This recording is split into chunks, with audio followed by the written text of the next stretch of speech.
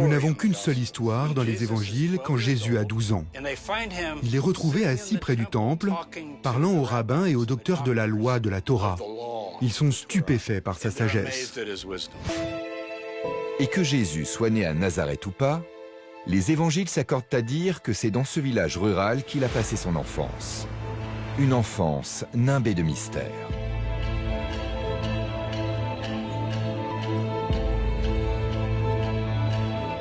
D'après le Nouveau Testament, Jésus a été élevé par sa mère Marie et son père Joseph, entouré de 2 sœurs dont on ignore les prénoms et de 4 frères, Jacques, José, Simon et Jude.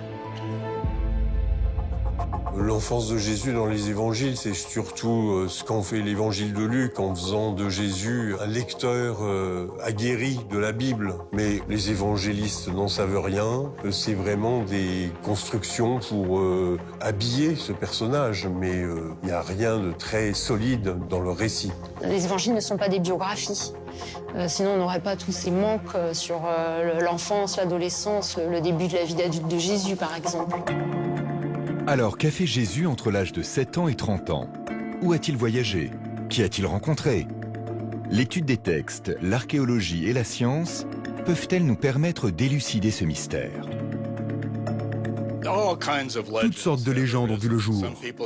Certains disent qu'il s'est rendu en Inde, étudier avec les bouddhistes.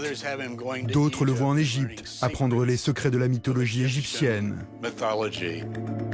À quelques kilomètres au nord de Nazareth, sur une colline, se trouvent les ruines de Séphoris, une cité opulente construite par Hérode le Grand sur le modèle des villes gallo-romaines. Séphoris, au 1er siècle, est une cité urbaine majeure. Elle est à la fois centre politique, économique, parfois religieux. Dès l'époque romaine, la ville va se munir en fait d'amphithéâtres, de thermes, de bassins rituels, de synagogues, de villas avec de nombreuses mosaïques qui vont être très richement décorées. Grâce aux connaissances archéologiques et au progrès de l'informatique, nous pouvons obtenir une image précise de cette ville majeure à l'époque de Jésus. La rue principale était bordée de colonnes, de boutiques, de temples et de palais. Une architecture qui illustre la prospérité des lieux. Séphoris est situé à 5 km de Nazareth et en fait, on a 2 mondes totalement différents. On a le contexte villageois de Nazareth, à dominante majoritairement juive, et on a Séphoris à côté, qui est en fait une grande cité hellénisée, puis romanisée. Or, selon toute vraisemblance, le père de Jésus, Joseph, était charpentier et travaillait avec ses fils. Les évangiles donc, nous parlent de Joseph, qui est un tekton en grec, c'est-à-dire un ouvrier du bois. C'est pas simplement un charpentier, c'est un petit entrepreneur. Et il est très probable qu'il a été travaillé à Séphoris. On voit souvent Jésus parler de construction de maisons, celui qui construit une maison sur du sable, sans fondement. Il a des comparaisons qui montrent qu'il a assimilé ce métier d'artisan du bois. Il est donc probable qu'il se soit rendu dans ce centre économique. C'est le principal centre urbain de Galilée, la plus grande ville. Donc Jésus, ses frères et son père Joseph y sont probablement allés. C'est là que le travail se trouvait. Pourtant, chose étrange, la ville n'est mentionnée nulle part dans les évangiles. Peut-être encore une fois pour des raisons politiques. Comment expliquer qu'on ne parle pas de Séphoris? Tout simplement parce que c'est une cité qui est trop hellénisée, où on vit trop à la romaine. Donc, comme il y a un certain rejet de la domination romaine, c'est pas compliqué d'imaginer qu'on évite de parler de Séphoris. Selon l'évangile de Luc, à l'âge de 12 ans, Jésus se rend à Jérusalem avec ses parents pour fêter la Pâque juive. Dans l'enceinte de la vieille ville, érigée sur la colline où se dresse aujourd'hui la mosquée d'Omar, le temple d'Hérode. Le temple est le haut lieu du culte d'Israël. Le temple est le lieu où on doit se rendre plusieurs fois par an en pèlerinage.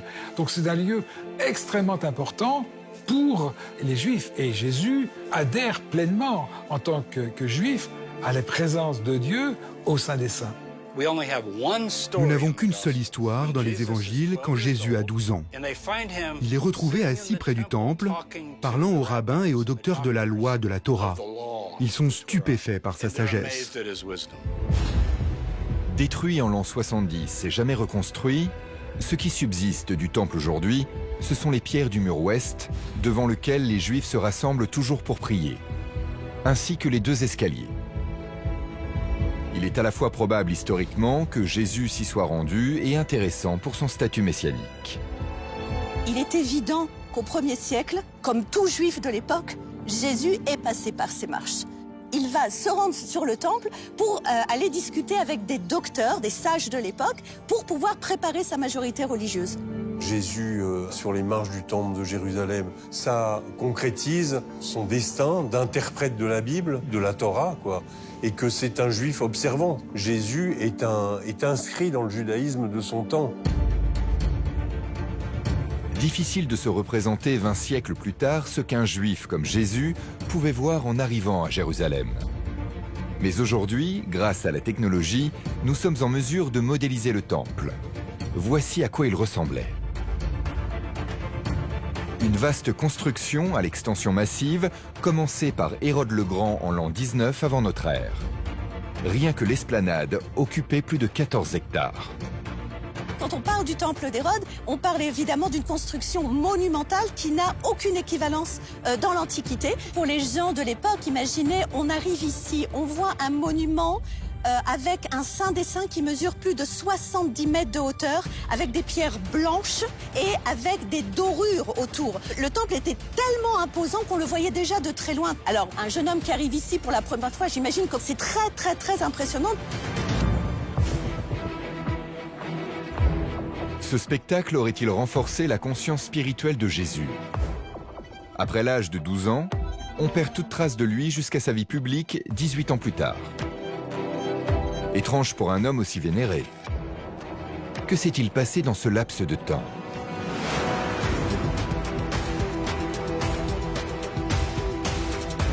Dans les évangiles, seuls 2 événements sont relatés.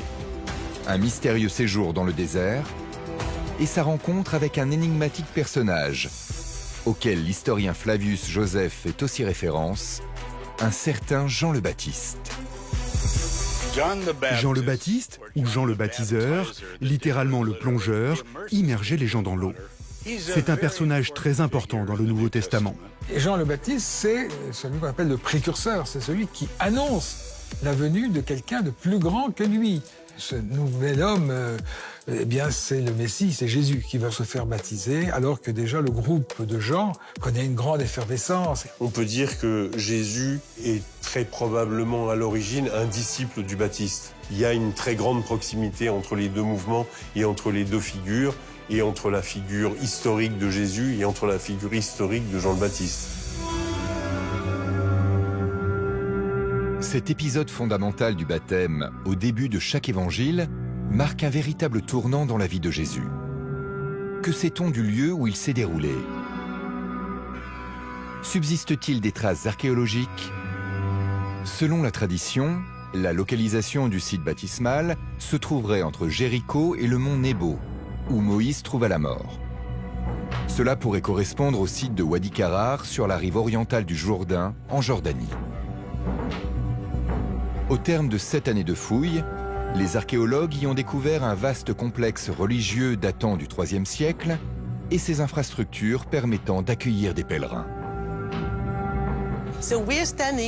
Nous sommes près des rives du Jourdain. Le Jourdain est mentionné dans l'Évangile comme le lieu où Jean le Baptiste baptisait les gens qui venaient à lui de Judée et où Jésus est lui-même venu se faire baptiser.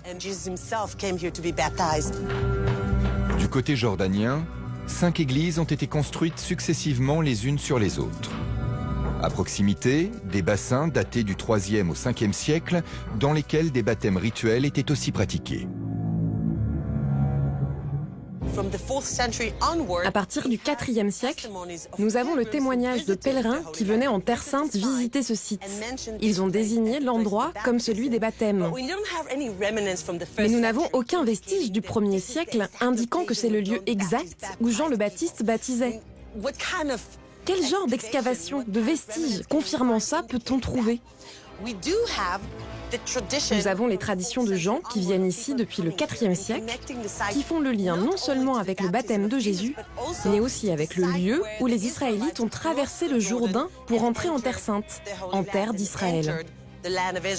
Ces lieux sont pour nous peut-être, croyants ou pas, des lieux qui portent l'empreinte de ce personnage, se dire « Ah oui, il a vécu à ce moment-là de l'histoire, dans ce lieu, dans ce décor ». Mais sinon, se dire « C'est là que ça s'est passé, c'est là que ça a eu lieu », là c'est de la fiction.